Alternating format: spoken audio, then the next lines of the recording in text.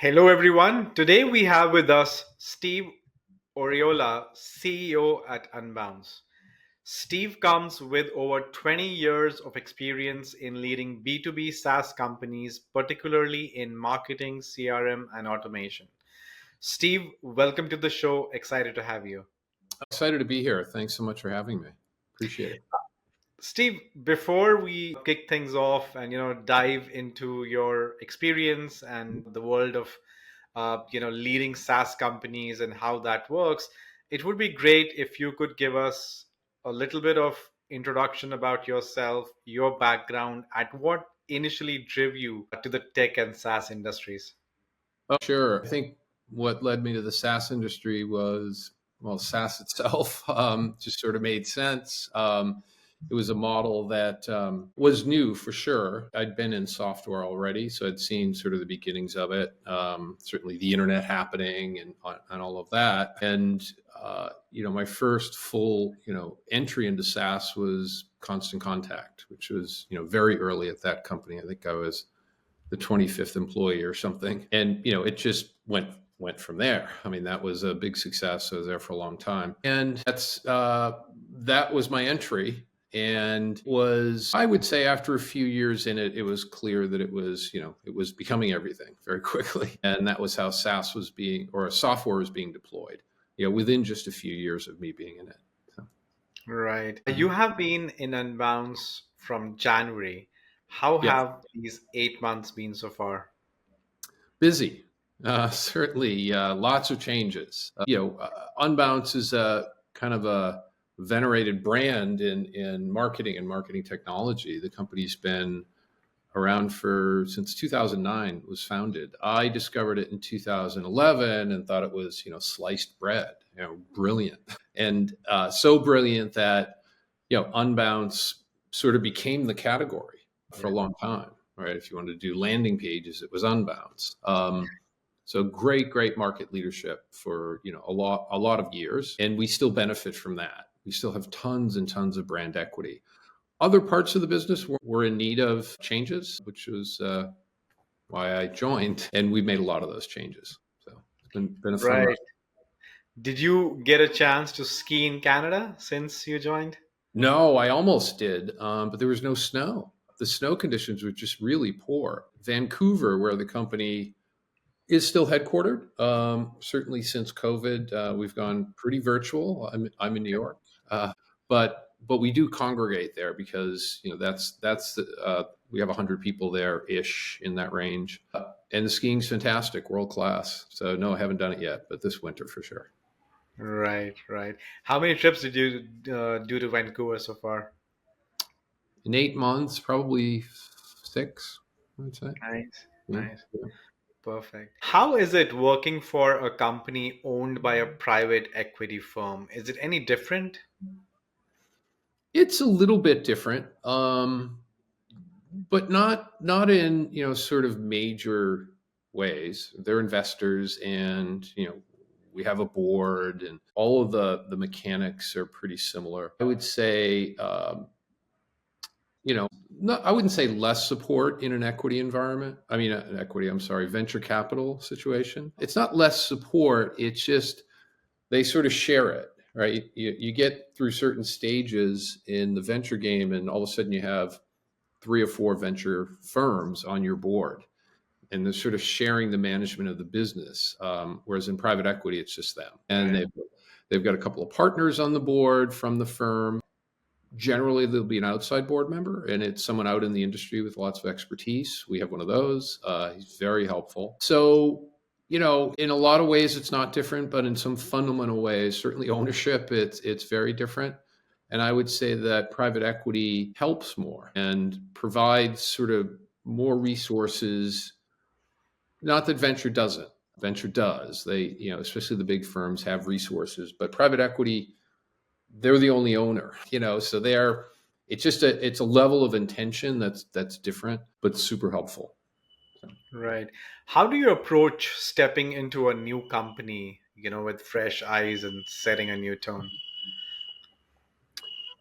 you have to learn a lot really, really quickly. There's a whole bunch of things going on at once. The role that I stepped into, you've got to sort of win over everyone, a large group of people, whatever the headcount is in the company. And that usually is, competence and trust. Competence you can display pretty quickly. Trust takes a lot longer. Yeah. Trust takes, making a commitment and following through, those sorts of things. And that just the cycles on that are longer. I hope I've achieved, some confidence in my competence, and the trust will come. Right. Um, and you know, overriding all of that is performance of the business and what the investors need. So you have to keep your eye on that sort of day one. What other components might there be? Yeah, it's really the performance of the business and the culture. And the culture is something that I pay a lot of attention to.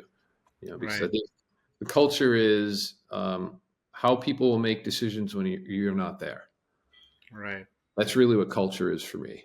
Right? Is Yeah. how are people going to make decisions when I'm not around? And can I, you know, can I can I impact those decisions in positive ways, right? Without being in the room, but by defining the culture. Those are really the things that you have to address really quickly. You know, stepping Right. into this role into a new situation. Yep, yep. One of my very close friends, again, a very good leader, one thing he always tells me is that, like it's so important at these leadership positions, when you're going into a environment or a company, which has already been there, and then you're just going there to lead either as a CEO or a particular department, one of the most important qualities is to be a good listener, Mm. because that kind of helps you understand the problems, situations, and Yeah, basically just get that trust. yeah, and it's usually about 90 days where things start to click. I think in any job, honestly, but this one in particular, and yeah, you've got to spend the first 90 days listening quite a bit. I think I probably asked 10,000 questions in 90 days, but I also made a couple of really impactful changes within the first 30 days. So sometimes you walk in and there are things that are just obvious, right? And you're sort of compelled, almost duty bound to make some changes if you see them and they're quick and they're wins. Usually there's reluctance, so you have to pick your battles because you do want to win the org over and not be dictatorial. But sometimes there are a couple of things that you just see when you walk in the door. And that is the benefit of a fresh set of eyes, right? Right. It's also the benefit of, I made one change very quickly and, and, I was getting, I was getting sort of kudos from people, right? Hey, that's great. We wanted to make this change. It was obvious for all of us for such a long time. And you just came in and saw it and did it. And what I said to them was, I said, well, don't give me too much credit. It wasn't my idea. It wasn't my initiative. If I kill something a year from now that I started, then you should be impressed. So that was a way to say, hey, it was kind of easy for me to make that call. There were a couple of easy calls when I first came in. And I think it's important to let yourself do that. Yeah. So Right. And I'm sure there must have been some difficult decisions as well. very difficult. No, the one I'm talking about was difficult, but it was difficult because I knew the impact. It Right. did it sting for, and it was basically I was killing something that was not working. Right. And when you spend a lot of time on a project and it gets ended, it stings. So there were a lot of people sort of not feeling good about that.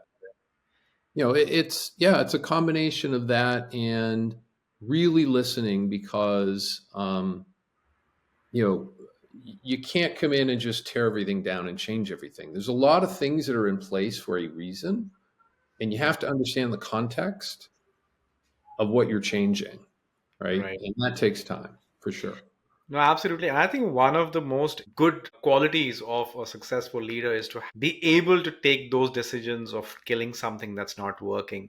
One of our very close friends, he was like a lead SEO Hmm. in like a popular company in the US. He was working closely with the CEO, and they were working on a project which was very close to the CEO. They had spent thousands of dollars on the project, Hmm. and then suddenly like the CEO decides to basically kill it. And when like when he was asked the reason behind it, because everybody thought that it was a good project, and it was doing well, he said, well, I don't think, or I don't know how this is gonna benefit my clients, so Mm. better kill it right now. So and I think that's very important for a leader of that position. Yeah, yeah, yeah. Those were difficult decisions. More to come. Yeah, You know, absolutely. we're talking about this in the context of sort of stepping into something. I think if I'd been the CEO here for 10 years, I'd still have difficult decisions to make. No, absolutely. Well, I mean, I wish you all the best. Thanks. Talking about, acquisition of Insightly, how do you see that like helping Unbounce? Could you walk us through like the strategy behind it? Sure. If you think about the sort of the value arc of Unbounce, it was, of course, you don't want to run Google ads and have people click through to your homepage, right? You want to run Google ads and have people click through to a page that is contextual to that ad, right?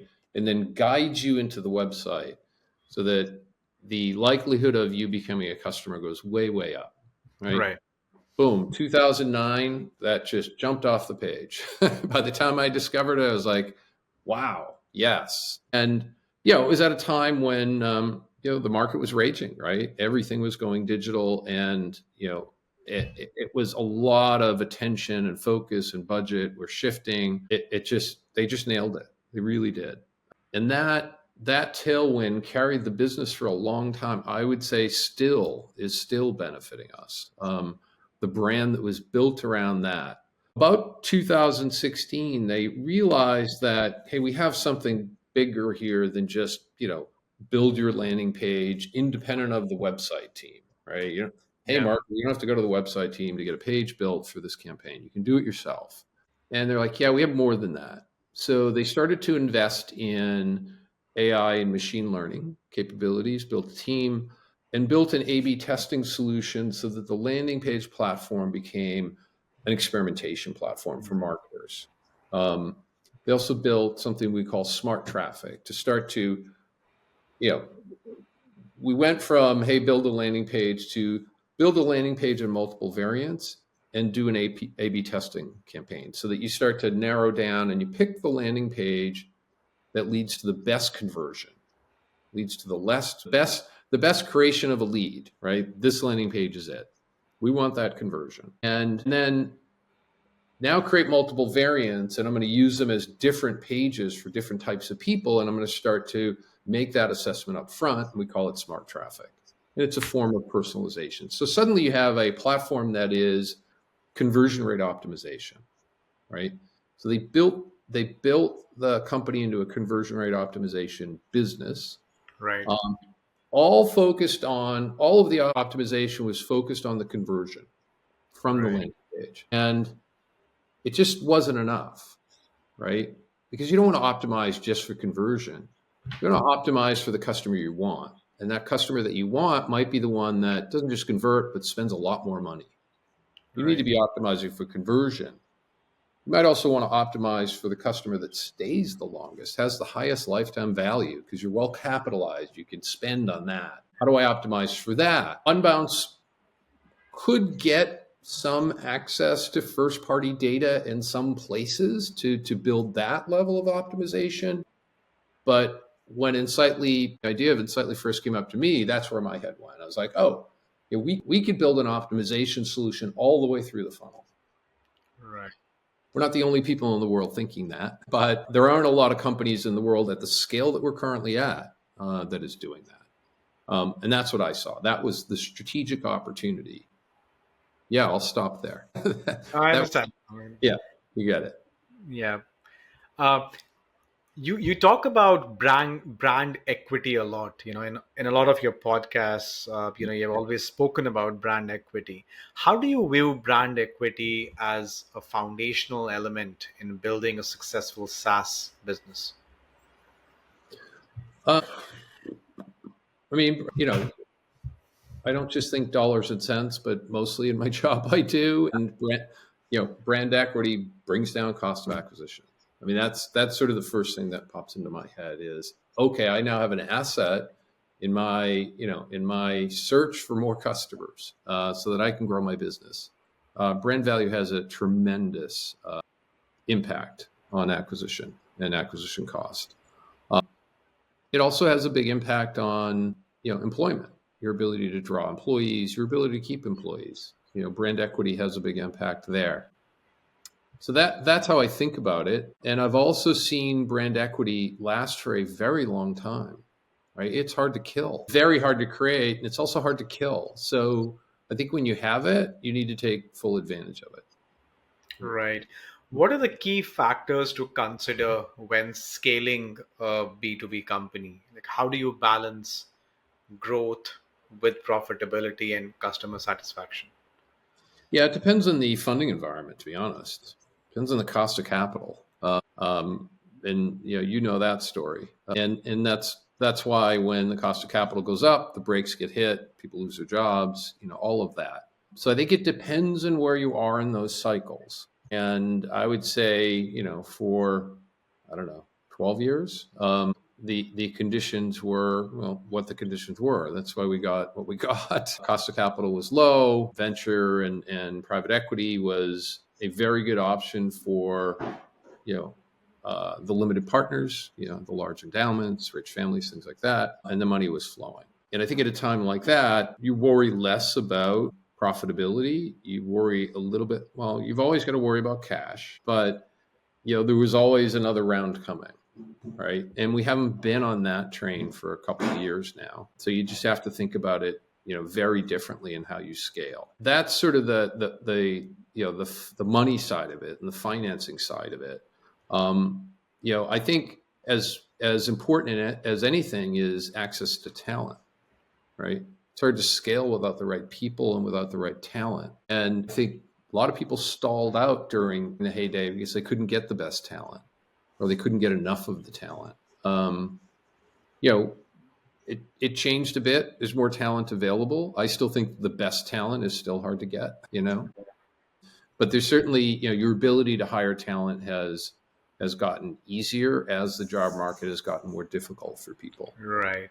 I suspect that to change again. So I think these are all sort of cycles that you go through, and I think you have to be very aware of what cycle you're in and what you have access to. And if it's cheap capital, you better be growing because everybody else is going to take advantage of it and take market share. And at a time like this, you want to be growing, but you also want to be a little bit more careful about the bottom line, and especially in a private equity environment. Right. Given your experience in building and leading high performing teams, what are your strategies for attracting and retaining top talent?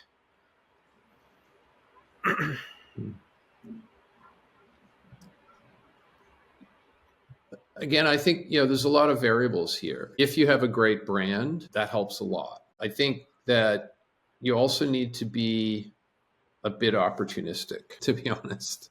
And if you have a lot of experience and a long track record, you want to go find some people right? Because less risk that way. But you can't depend totally on that. Yeah. And I think first and foremost, if you really, really, really want to be good at finding really great talent, you need a good people and culture team. Yes. And you need a clearly defined culture with values. And that needs to be, as much as technical skills, that needs to be, your lens. So before you go hire your friends that are super talented and had success at this or that, I think that needs to be worked out, right? You need to really know who you are as a company and an organization, and you need you need that thought through, and you need that lens of, hey, we want someone who's a little bit more autocratic, but not so much. Or, geez, that's not going to work at all in this culture. Or we want to change the culture. So yeah, we never would have hired someone like that a year ago. Now we want them. Yeah. I think you got to work that out first, right? And I think then, okay. no, no, please. No, I'm rambling now, so you can edit that out. Basically, I was saying that, like we as a company, follow traction. Like traction, like, starts with telling you, okay, fine, divide, like define your core values. And Yeah. when we were actually like, defining our core values, we actually realized, like we actually first need to define our culture. And, we kind of, Mm. started reading books about culture. And like one of like, very popular companies in India, Zomato. It's like it's like a restaurant directory website and like food delivery website. When any employee joins the organization, Hmm. they with the kit they actually give their culture book as well, and it's Oh. mandatory for every employee to read it. And I cool idea because it's so important. I mean, you might find very talented person, but if he doesn't fit your culture, it's not going to last long. Hmm. Yeah, and I'm generally aware of the leaders that we're searching for and hiring, and especially leaders that are brought in who are going to inherit teams that who are already in the culture. Yeah, they need to fit. They Yeah. very much need to fit, or you can lose months of productivity on a bad Right. decision there. And you've got to also have a culture that actually is sort of part of how you operate. You need to hire, manage, and make, and evaluate and make decisions about people based on that. We have our culture, our values in the review process. You rate it on, that sort of thing. So that makes it real. Yeah. Right. What do you think are the common mistakes, leaders make these days, while implementing AI in the organization?